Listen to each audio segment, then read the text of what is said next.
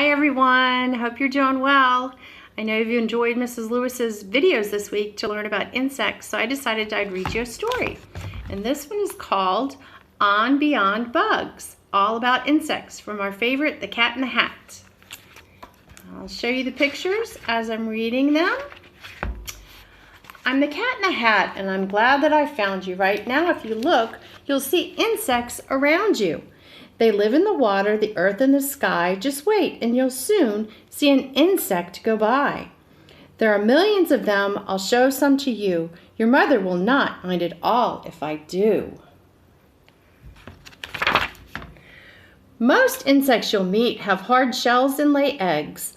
They have wings and can fly, and they all have 6 legs. Spiders aren't insects. This news couldn't wait. Instead of 6 legs, every spider has 8. That's right, you all know this. We have the grasshopper, the butterfly, the ladybug. I'm sorry, this is the grasshopper, this is the praying mantis, and we have the black ant. And of course, the spider with 8 legs. If you look at an insect up close, you will see that its body's in parts, and each insect has 3. First the head, then the thorax, and here at the end is the longest part, and which is called the abdomen. So the head, the thorax, and abdomen. And this is a cricket. Insects cannot see all the things that surround them, so they each have 2 feelers to touch what's around them. An insect has feelers on top of its head. Some look a lot like a thin piece of thread, while others look much more like feathers instead.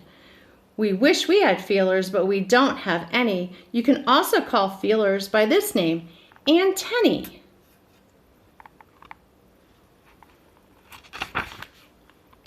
Watch an insect and see all the things that it does. Some can swim, jump, or crawl. Others chirp or buzz. Birds and frogs look for insects in order to eat them, so insects work hard to make sure they don't meet them. Some, like this wasp, have bright colors that say, "Don't come near me, I'll sting you, so just go away." This moth's wings are colored to look like the tree it is resting upon, so no one can see it. See the moth on the tree right here? It's called camouflage, right? The spittlebug sits and he spits out a bubble. It's wet and it's cool, and it can save him from trouble. For when he's all covered in bubbly foam, if a hungry bird comes, it thinks nobody's home.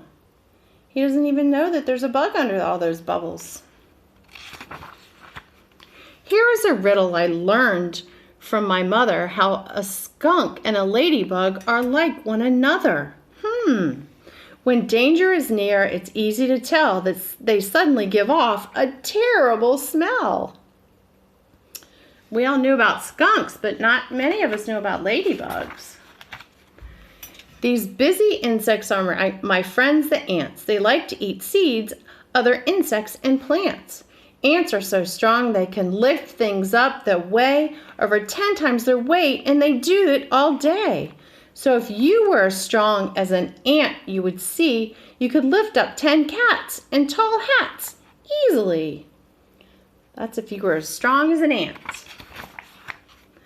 Watch these honeybees, and I'm sure you'll agree that these bees are as busy can be. Worker bees collect food, and they keep the hive clean. They protect it from danger and wait on their queen. She must stay in one place. It is her job to lay dozens and dozens of eggs every day. When a bee has discovered where food can be found, she goes back to her friends and starts dancing around. First she wiggles, then waggles and circles and so, and all the other bees know which direction to go. They all start wiggling and waggling in the same direction. We can grow lots of flowers with help from the bees. They store dust from each flower in the back of their knees. This dust is called pollen. Next flower they find, when they land on it, they leave some pollen behind. This is called pollination, and it makes the new seeds that grow even more flowers, which everyone needs. Pollination. Some insects I know can be unwanted guests. Fleas, flies, and mosquitoes can really be pests. Fleas live on cats, dogs, rats, hamsters, and mice. Their bite is quite itchy, which isn't so nice. But they're wonderful jumpers. Why, if we were fleas, we'd jump over our house, and we'd do it with ease. That'd be crazy. Have you ever wondered why does a fly buzz? Well, it beats its wings fast, and each time that it does, its wings make a sound you can hear in your ear. And the sound lets you know that there's a fly flying near.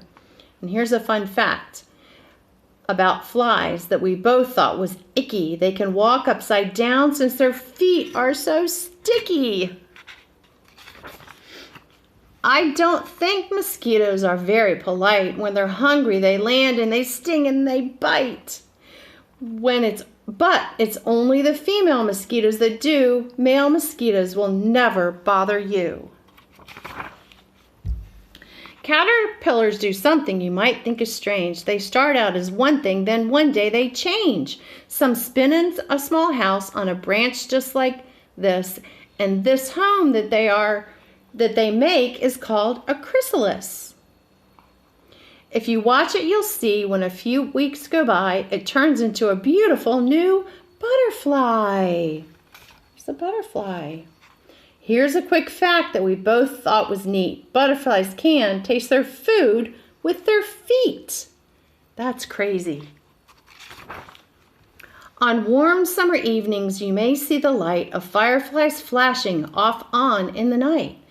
They are like tiny flashlights that float in the sky, and if you want to catch them, it's all right to try. Use your jar with a lid, watch them glimmer and glow, then open the jar up and let them all go. All day and all night on the ground and the air, insects are moving around everywhere. It is important for us to keep learning about them. The world that we know couldn't go on without them. The butterfly, ladybug, ant, and the bee make everything better for you and for me. That's the end. Well, that was fun, everyone. I hope you enjoyed it, and we'll look for more books to read about insects. Have a great day. Bye-bye.